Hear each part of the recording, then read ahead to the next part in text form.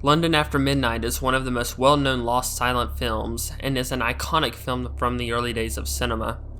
Starring Lon Chaney, who is famous for playing as the Phantom from Phantom of the Opera and the Hunchback of Notre Dame. The film is known as the Holy Grail of lost films, and people are still searching for this film almost 100 years after its release. Today we're going to take a look at the film and the legacy it has left behind. London After Midnight is a horror crime mystery film starring Lon Chaney, who left a mark on early cinema that has echoed with each passing decade. IMDb states the plot as follows. The abandoned home of a wealthy man who supposedly committed suicide 5 years earlier is taken over by ghoulish figures. Could they be vampires? The film is directed by Todd Browning, a great director who also directed Freaks, which is another disturbing film with an amazing atmosphere, and the 1931 Dracula film with Bela Lugosi.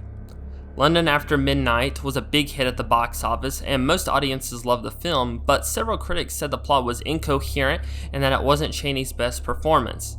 Chaney's performance as the vampire mimics the German expressionist movement seen in films like Metropolis, The Cabinet of Dr. Caligari, and several other great films. The film was released on December 3rd, 1927, made over $1 million at the box office against a budget of only $155,000.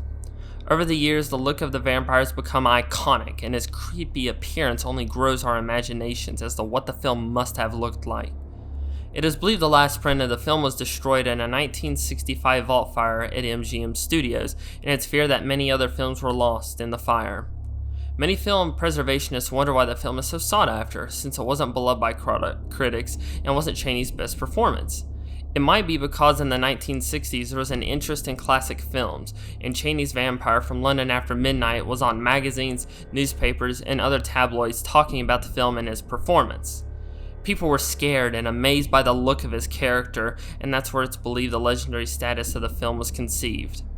Hopefully one day a copy of the film will turn up somewhere and we can see London After Midnight after all these years. Thank you all for listening and watching this video. I am Jake from Fife Paranormal. Be sure to leave a like if you enjoyed the video. Comment your thoughts below, and what is your favorite lost silent film? I would love to discuss it with you. Don't forget to subscribe, and have a great day, everyone.